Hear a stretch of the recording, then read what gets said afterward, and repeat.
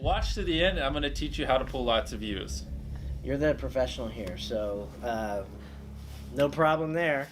So this is MrBeast, in case you're one of the few people on YouTube who doesn't know MrBeast. I hate when people say And I'm so. Todd. I work on the product team for the homepage and recommendations at YouTube. And so I first heard MrBeast last year at our North American Creator Summit. Now, I didn't actually meet you at the time, but all the creators were running around there saying, oh my gosh, you got to talk to MrBeast.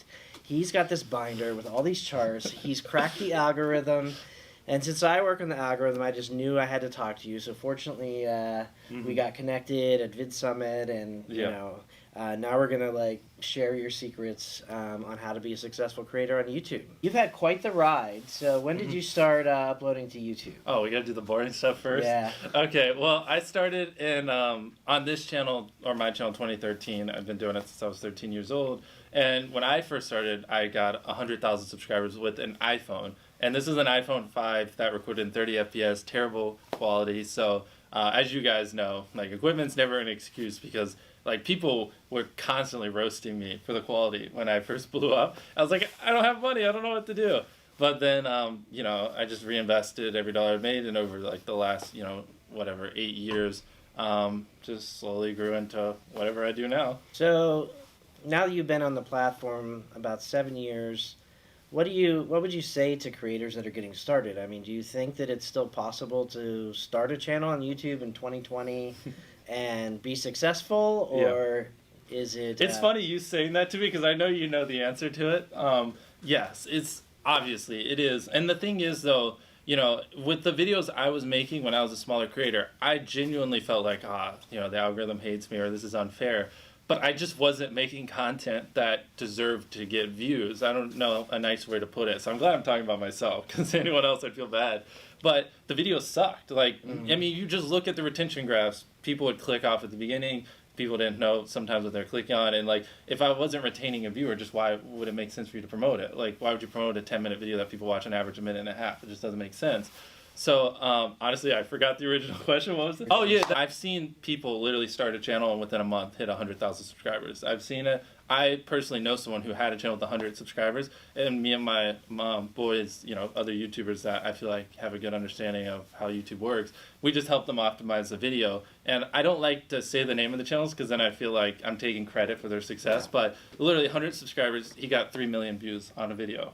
And that was with no artificial push. It did 50 views, 5,000, 10,000, 50,000. It just stair-stepped up every day. And so it's 1,000,000% possible, but it's very hard right off the bat to know what makes a good video, how to hold a viewer, how to get them to click and stuff like that. Some people are naturally entertaining, and retaining a viewer is just much easier for them. And some people, like me, you just need a long time to develop. So what was it that when you were coaching some of these other channels, what were some of the things that you identified as opportunities for improvement? A lot of it is just you can just tell when a video shouldn't go viral. At the beginning of the video, just tell, literally the simplest thing, just tell them why they should watch it. If you're putting 1,000,000 Orbeez in a pool, don't start the video with you shopping for, your mom's birthday present. At the beginning of the video, just say, we're going to put 1,000,000 Orbeez in this pool. And then that right there should, be at least slightly sufficient. To help people know what to expect, maybe do a little preview at the front. Exactly. Yeah. So for most people, it's just that. They're just not hooking viewers, and the video ideas just aren't that entertaining. Is there anything that you've seen in common to the creators that you've seen to be successful? No, I mean, YouTube's so big. So do you think that there's any common misconceptions that creators have about YouTube? Well, a lot of people blame the algorithm, but typically you can just look at the data and point to it. I mean, I don't really have to dig too deep into that one. Yeah, so you're known for digging into the data. What are some of the key metrics that you look at? Well, it's so funny having you ask me this, because I should be asking you. But since I'm the one being interviewed, when you really boil it down to the people who are watching, just think about it. What do you think YouTube wants? To me, I think YouTube just wants people to click on a video and watch it, right? I mean, that's how they get their ad revenue. That's how they keep viewers happy and stuff like that. I mean, I'm sure comments, stuff like that. But at the end of the day, they want you to click, watch a video, click, watch a video, and just do that as long as possible. So to me, what's important is click-through rate, getting people to click on your video, and then average view duration, average view percentage, or just relative retention, and having them watch it. If people are clicking your video more than they click other videos, and they're watching it longer than they watch other videos, I just, as simplistic as that is, that's like what YouTube wants, and I think that's how you just be successful. Yeah, so I think you hit it right on in terms of what we look at. Our goals with the algorithm are to try to find videos each viewer is gonna engage with. But then another thing that we've been getting more into is what we call satisfaction, and so this is kind of recognizing the fact that yes, we optimize and try to have watch time as one of the key metrics we look at. Yeah. But we also know that not all watch time is equally valuable to the person watching. You can spend 15 minutes watching something and then feel like, meh, I just kind of wasted my time. I should have gone to bed earlier or did something else. Yeah. Or maybe it was like really inspiring and changes your life somehow. And we want to be able to capture that difference. And so the way we do that is with surveys. So I knew you were about to say that. Yep. Yeah, so I would add that to what you're saying beyond like clicking on the video and then watching as much as possible. We also want, if we randomly survey a viewer after they've watched, what would they say? Would they say this is one of the best videos I've ever watched on YouTube, or just kind of average? So I'd encourage creators to think about what's going to be satisfying, not just take the most time. So why don't you tell us a little bit about like your creative process? How does it all start with the MrBeast video?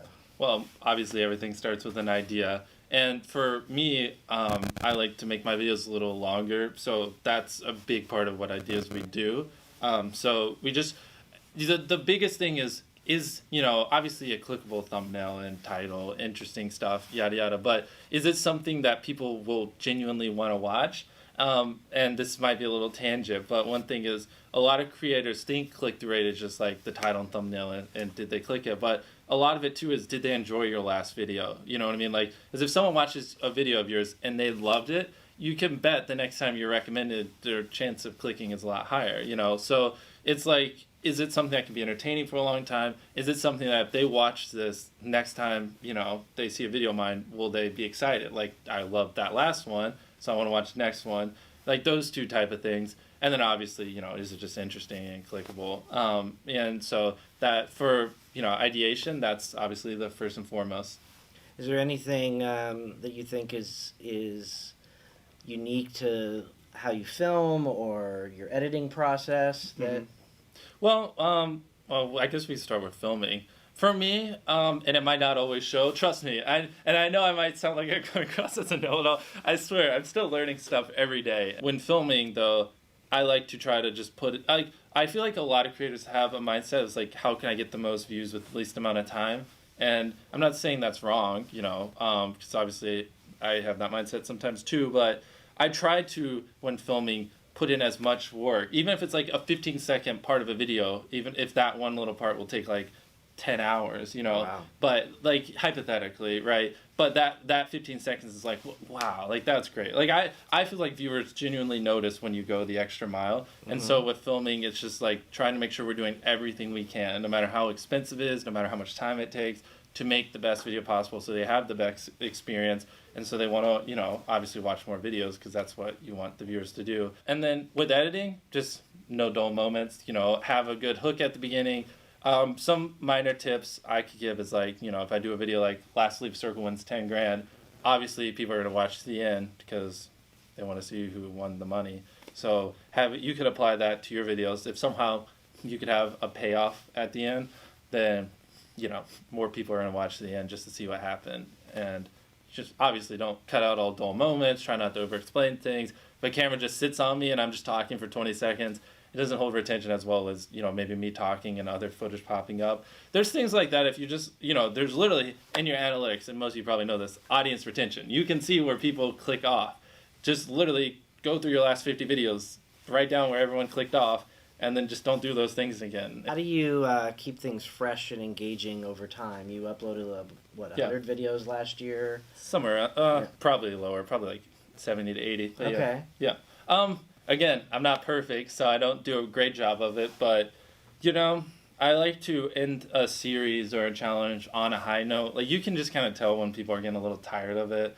Or, you know, I just gave away $1 million, so let's take hand off of it. So now if I do last to do blank wins 10 grand, it's just not really the same effect. But I'm still going to maybe occasionally do it. But it's just like, to keep things fresh, just, again, it's hard because so many of them are different. Like, if they're a Fortnite creator, you know, I'm not trying to tell them to switch games every month, because then that might kill their career. But for me, I just like to, you know, don't milk a series too hard. You know what I mean? Keep it fresh and always try to introduce things here and there. And then if it works well, take it and run with it for a little bit, then introduce something else new. Because if I just did Lastly videos nonstop for the next 3 years, like, no one would watch me. Everyone would be like, we've seen it. You know what I mean? Yeah, and you mentioned to me that you actually spend a lot of your time on brainstorming. Yeah, ideas. So is that like a regular thing? Yeah. Or? At the end of the day, like, the idea is a big part of the video. You know, not even just from clicking it, but whether or not people watch it. You know, if you're spending 24 hours in a corner, that's just not as entertaining as spending 24 hours in a jail cell. And at the end of the day, like, the only difference there is the idea. It's not the content. It's like, it's what you formulated beforehand. So yeah, like, I like to spend an hour a day. You know, it's dwindled recently. We have a lot of ideas, but if you spend an hour a day thinking of ideas, it's pretty hard to not expect your channel to do better. You know, unless you're just not executing them properly. But all right, so you're uploading a lot of videos. How do you keep from burning out? Like, if there's something that, like, I genuinely just don't want to get out of bed and do, that's a problem. And at the end of the day, it's just keeping it enjoyable. So I have Chris and Chandler. If you've seen my videos, they're really fun to be around. So, like, you know, spending 24 hours in a desert by myself would be miserable. But spending 24 hours with my boys and just hanging out and stuff like that makes it so much more fun. So for me, dude, this might not apply to like 90% of you, but for me, creating an environment that's fun, that I get excited for, and then, you know, outsourcing things that just make me not want to get out of bed, I don't know a different way to phrase it, that's what has helped, you know, long term make me stay motivated. So 2 years ago is when I brought Chris on and finally got a little bit of help. But for like the first 6-7 years, it was all me. If we are getting a little deep, it was pretty hard, like, because like all throughout high school, people would tell me I was too obsessed and told me like, you shouldn't spend so much time on this. My mom and I fought constantly because like I just wanted to make videos instead of doing schoolwork. And when I dropped out of college, she kicked me out. You know, my mom's like really sweet and she cares about me, but she's like, go to college or leave. And I was like, I guess I have to leave. So it was a lot of ups and downs, and every part of the way to me, because I just knew that this is what I wanted to do. I couldn't see a life where I wasn't a YouTuber. It was either I'm a YouTuber and happy or I'm sad.